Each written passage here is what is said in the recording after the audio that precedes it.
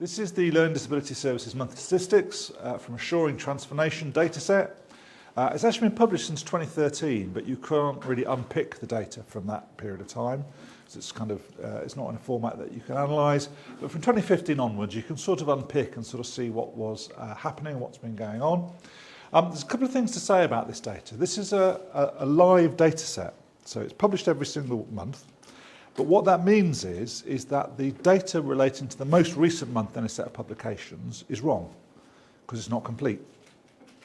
And it only becomes complete over a period of time.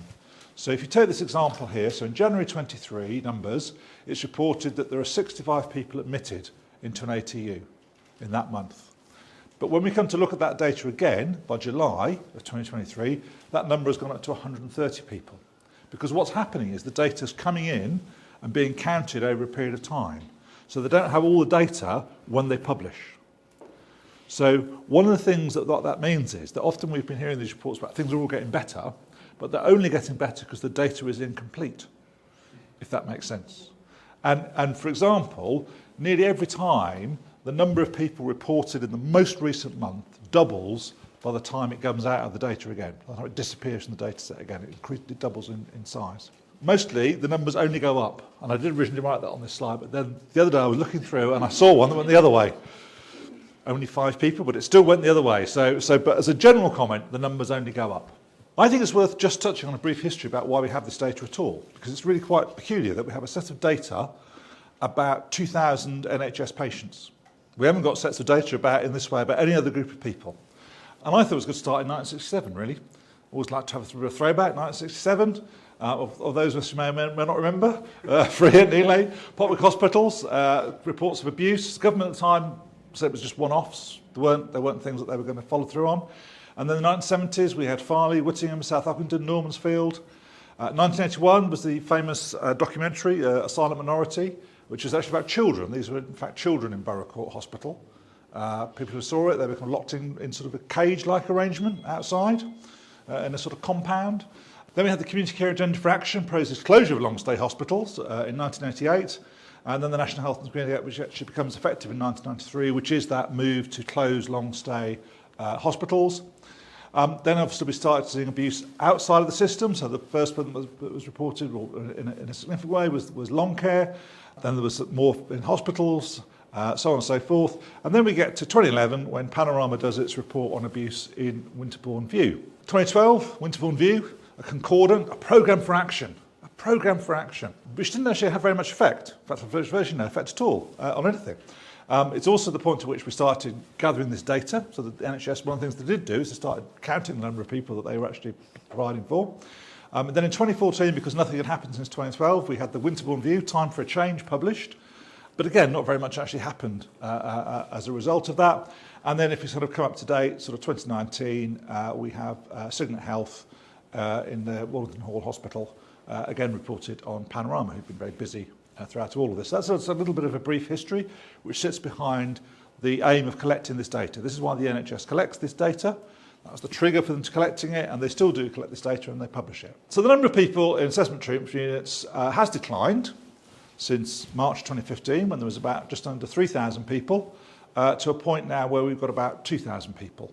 But you'll notice that there was quite a rapid decline, and then there's been a kind of levelling off. If we were to carry on at the same pace that we're going at the moment, we'd halve that number of 2,900 by 2034, and would have knocked it down by 2/3 in March of 2043. So see you then for the report. So it is a very slow, it's a very, very, very slow process. One of the things that has improved is our understanding of who is actually being cared for in the context of the NHS. And actually there's quite a lot of additional bits of data they've been collecting of late, which are looking at the kind of profile of people actually in these services. The first thing to notice is the split between gender, between men and women.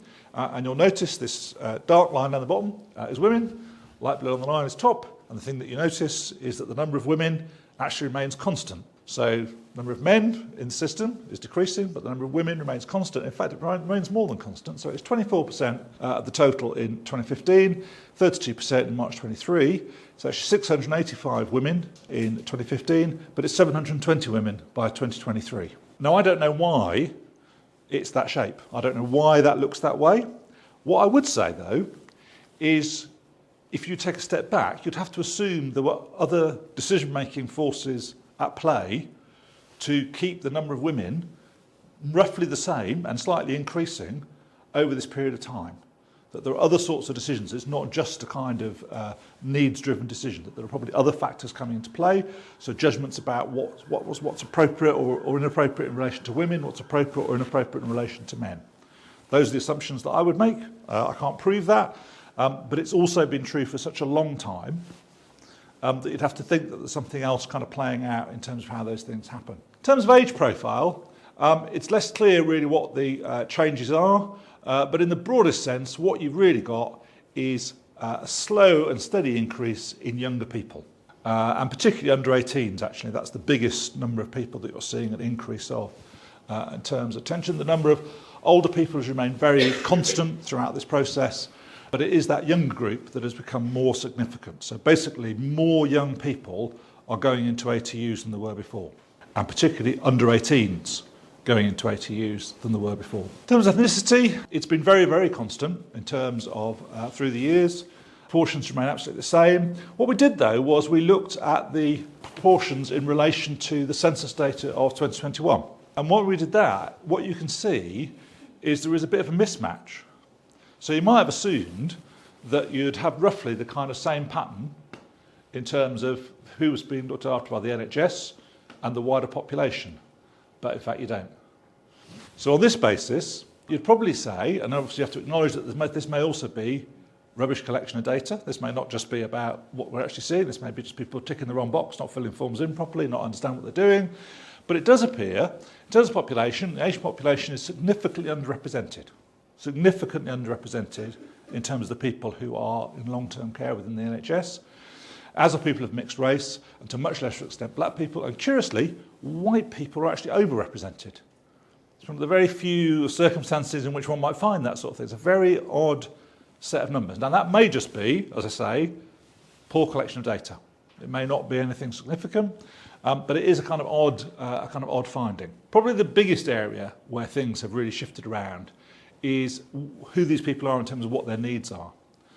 So back in 2015, we were very clear the vast majority of people actually was somebody with a learning disability only, and that was their problem. We can see that here. 56% of people were thought of to have a learning disability, 15% had autism, and 23% had autism and a learning disability. There was also this group of people in blue who didn't have a learning disability or autism, but I don't know what they did have. I just know they didn't have those two things.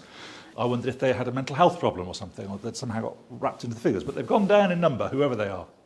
And again, that might just be record keeping. But what we can see is, over this period of time, the proportion of people who are defined as or categorised just having autism has increased from 15% to 43% of the total population. And that isn't just new people coming in, that's looking at people who are already in the system and saying, do you know what, I thought you had a learning disability, but now I've got a closer look, what I realise is your issue is autism. And that's part of what's been happening in this process. So there has been this very, very significant change in the profile of who's being supported, except that where you've got learning disability and autism, which is incredibly consistent across the whole period of time that we actually had data for. So there is a kind of reorientation about who it is the NHS is looking after, who it is who's in this long-term situation with the NHS. Reasons for admission are very consistent. The most common reason for admission is assessment or treatment of a mental disorder, not autism. So in other words, people are having a bit of a turn. That's when they're kind of being drawn into assessment and treatment units. And then the other reason is assessment and treatment for offending behaviour. So they've had some interaction, probably with the police most likely, which has resulted in people saying, well, I think what we need to do with this person is we need to put them into an assessment and treatment unit, try and work out what's going on, why that sort of kicked off with this group of people. And then the other ones that you'd expect, harm to others and harm to self. And then things like, the last two is being suicidal, and the very top one is an eating disorder, which again has been very consistent in terms of that kind of proportion.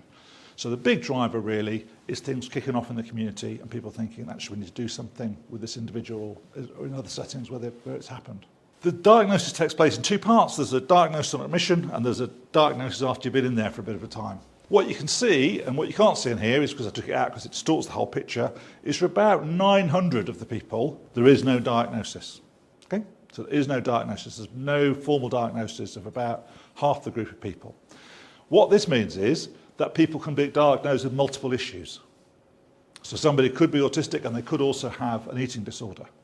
So it ticks those boxes. So it's a kind of profile, but it's not a profile of the whole group because, as I say, about 900 people have no diagnosis. Could be there for any old reason.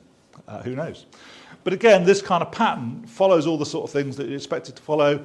So autism, and then you've got learning disability, you've got mental illness, and other. Interesting that the personality disorder makes an appearance here. One of the things about personality disorder, of course, it's very difficult to treat personality disorder. Often people with personality are perceived as untreatable, that there isn't anything you can do for them. And then there is a further diagnosis which sometimes occurs, but it's a much smaller number of people, and that's where you see this business about lots of people being diagnosed with autism when they weren't first diagnosed with autism. So they've been in care for a while with the NHS, somebody has another look at them and says, hang on a second, I think the issue here is autism. And that's one of the things that's driven up those numbers of people in the system who are defined as having autism only. So, what type of admission? Mostly planned, but a growing number of unplanned admissions. And by unplanned, it means usually something's gone somewhat awry. And quite often you might think of that as being a crisis in a service. That's probably what's driven an unplanned admission. That's the sort of thing that would occur at that point. And then the source of admission has changed slightly over time, but not hugely. Mostly it comes from acute beds. The one that has declined is people coming from prison. So back in March, it was 14%. March 2015, it was 14%. It's now down to 9%. And what you're seeing is a slow increase in the number of people, which is this purple block here, basically people living in the community, so people living in their own homes and coming into the system. And then you're also seeing an increase transfer from secure beds, not a huge increase, but it does move around a bit. But it is still a fairly consistent pattern, but there is a shift which probably reflects where people actually are, which is more and more people in the community, and therefore you're seeing an increase in admissions for people in that group, because that's the larger group. 5 shifts, less people admitted from residential care, less people admitted from prisons, less from acute beds, and more people admitted from the community. What we know is that there are more and more women, both in actual terms and as a percentage of the total. We know the group is getting younger, particularly under 18. That's gone from 6% in March in 2015 to 12% now, so a lot more young people coming into the system.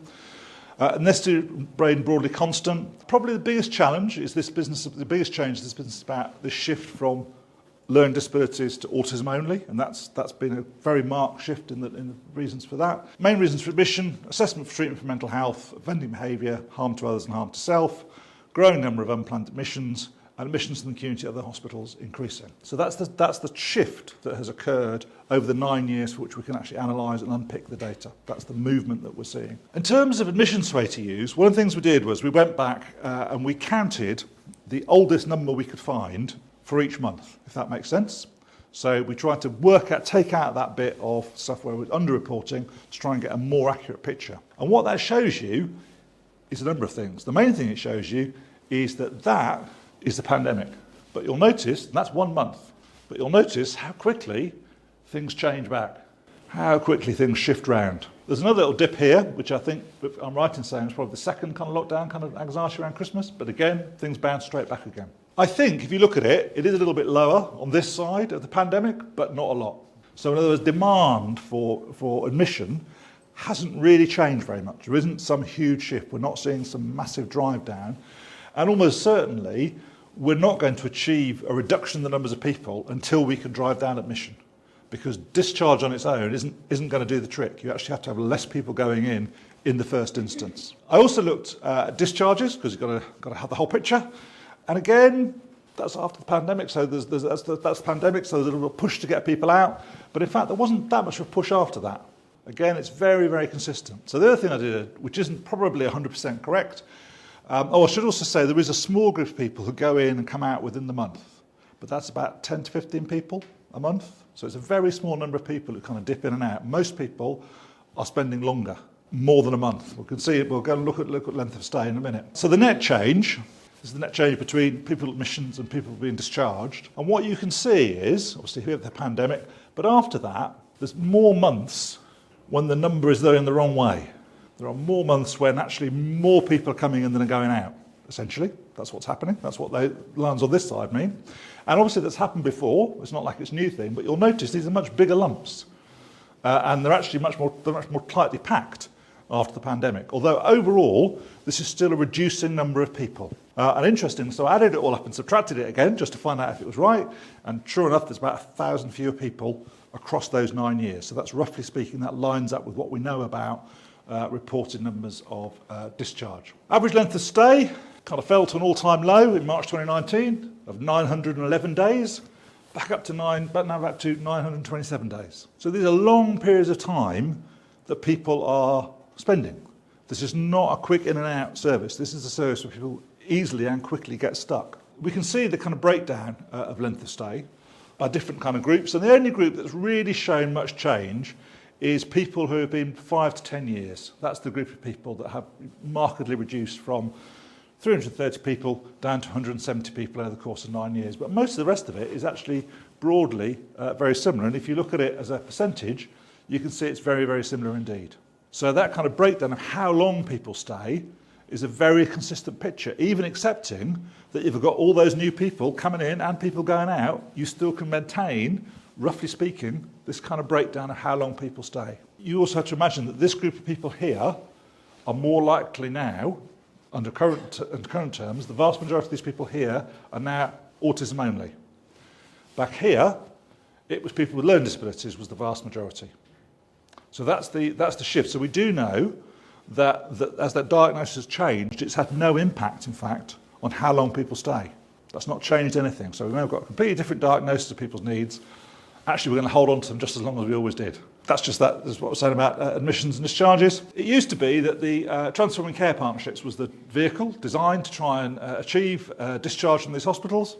That's not really the case anymore, although there are 3 of them still operating, according to the data. I don't know if they really are. Essex, Hertfordshire and Suffolk apparently are still going, still having their meetings. Apart from that, it's all gone to the integrated care boards. And what that does mean is that whereas in the past, some of the Transforming Care Partnerships have got to a point where actually they had nobody. They didn't have anybody anymore. They had nobody. Because the integrated care boards are much bigger lumps, every integrated care board has got some people within this programme. But as you can see, the distribution is not even. It isn't the same.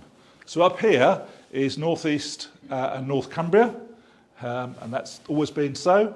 And then you've got Greater Manchester after that, and you've got Cheshire, Merseyside, and Lancashire and South Cumbria, and then eventually you get to Kent and Medway. So there is a big cluster of people in the north of England.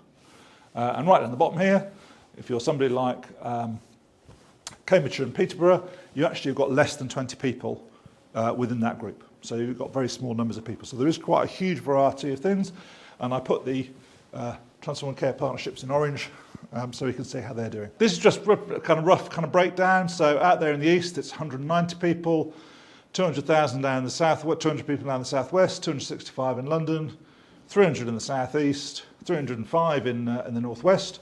It's worth noticing though, in the southeast you've got 6 integrated care boards. You've only got 3 in the northwest, so there's much bigger chunks of people. 345 in the northeast and Yorkshire, and then 440 in the Midlands, but the Midlands is a very large grouping of ICBs. A little bit about service providers. It used to be that the split in terms of responsibility was roughly 50-50 between people who were held or supported in the NHS and people who were supported in the independent sector paid for by the NHS. That was how you had to think about it. But from 2021, there's been a steady move away from the independent sector. So that's the kind of numbers that we saw originally. That's the kind of split that we can see. So back here, for all this period of time, it's kind of roughly kind of 50-50 between the independent sector and the NHS. And then we get to here, to 2021, and suddenly there's a shift. And what we can see is less and less people in the independent sector and more people supported directly by the National Health Service. I rather suspect that may play a part in all of this. It's worth bearing in mind that though that happened in 2019, actually the convictions didn't occur, I think, until 2021-22. That took that long to get people to court and to prosecute them. And I think that may also be a feature of what's been happening here, is that there's a kind of nervousness, if you like, about some of these providers. which they don't feel within the NHS. They feel it might be better to support them in the NHS. That's how it kind of carves up. So this is where people actually are. This isn't just who placed them, this is their location, this is their provider. And again, you'll see that some of them are in kind of Hertfordshire, but again, Cumbria is there, and so on and so forth. So people aren't that far necessarily from where they're commissioned. And then you can see this is the group of independent sector providers who now support people in terms of the NHS. And we can look at them in a little bit more detail. Signet Healthcare supports 215 people. Those are the people who've just got in trouble with Panorama, the same group of people. Elysium Healthcare, Priory Group, St Andrews Healthcare, I think, is the only voluntary organisation on this list. I don't know if any people know St Andrews. It's basically hospitals. I was trying to think of another way of describing what they do, but essentially it's hospitals, two sort of big hospital sites, one very big hospital and two some smaller ones. One interesting feature of this is that actually that's part of Universal Health Services Inc. That's who owns Signet. And then Elysium is owned by Ramsay Healthcare Inc. And then Priory and Partnerships Care are owned by Acadia Healthcare Inc. And these are all very large American healthcare companies. I think it's good that we know quite a lot more about who's in this group. And there has been considerable kind of moving around and change and all the rest of it in the last 9 years. Younger people, great proportion of women, better diagnosis, all that sort of stuff. However, it struck me there were two things really to take away from this. That the biggest driver for admission is effectively a kind of service failure. It's that services can't support people properly. They can't actually prevent these things from occurring. And that's the thing that's driving people into assessment and treatment units. And the thing that's keeping them there is the lack of services for people to be discharged to. So essentially the actual solution doesn't lie inside the NHS. The solution very clearly sits in the community, both in terms of preventing admission and speeding up discharge. You know, there is no other route out of this scenario other than that. There isn't another kind of magic wand you could wave. And yet it doesn't work. We haven't seen a huge acceleration. There's a kind of slow kind of process, but it has slowed markedly in the last few years. Maybe it'll pick up again, I don't know. But at the moment, it's moving very, very, very slowly. So I suppose it is worth holding on to that. It is worth thinking about that in terms of what people can do. But it's not a solution that's available to the National Health Service. It's only a solution that works in the community.